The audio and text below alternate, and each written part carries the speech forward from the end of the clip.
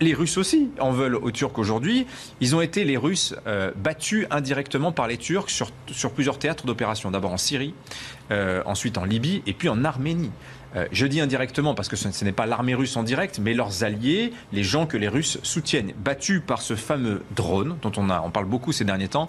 Alors il y a deux types de drones, hein, mais celui-là il s'appelle le Bayraktar TB2. Vous pouvez aller voir les vidéos, il y en a beaucoup qui tournent en ce moment. C'est un drone low cost qui est en train de révolutionner la guerre. Très concrètement, hein. Il peut battre des tanks, il peut battre des colonnes de véhicules, il peut détruire des DCA. Comment effectivement ce drone, même dans la guerre, on l'avait vu récemment, il y a un an, comment ça avait beaucoup changé la donne. Ah oui, et puis surtout ce drone, il est moins cher que le missile qu'il faudrait envoyer pour le détruire. Donc, vous voyez, économiquement, il y a un vrai sujet. Et l'Ukraine en a passé commande il y a 2 ans, vous imaginez que les Russes, ça leur plaît pas. Donc, vous voyez, tout ça, ça fait beaucoup au débit de la Turquie. Mais c'est le tube du moment en Ukraine, voilà, c'est étonnant de parler d'une chanson au milieu de la guerre. Elle fait, je le disais, l'apologie de ces drones qu'on voit à l'écran, Bayraktar. Alors, c'est un matériel d'origine turque qui a été livré à quelques exemplaires aux Ukrainiens, qui ont commencé à s'en servir seulement en octobre dernier, donc très récemment.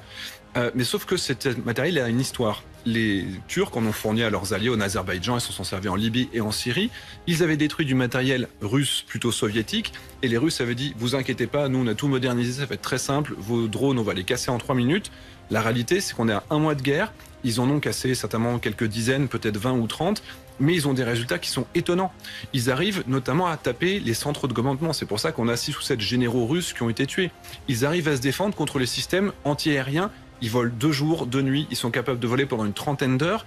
Et ils ont un effet qui est gigantesque parce que c'est du matériel qui coûte à peine 2, 3, 5 millions de dollars et qui balance des petites bombes qui font à peine 10, 15, 20 kilos d'explosifs. Mais c'est suffisant pour avoir un effet militaire qui est très important. Et plus le temps passe, plus les Russes continuent à avoir peur de ce matériel qui est associé en plus à ce qu'on appelle la technoguérilla. Parce que là, c'est le gros drone qui fait quelques centaines de kilos. Mais à côté de ça, on a quand même plein de petits drones qui permettent aux soldats sur le terrain d'avoir une visibilité sur ce qu'il y a devant eux. C'est pour ça qu'ils sont forts pour tendre des embuscades et qui peuvent contrer en fait cette domination en termes de matériel.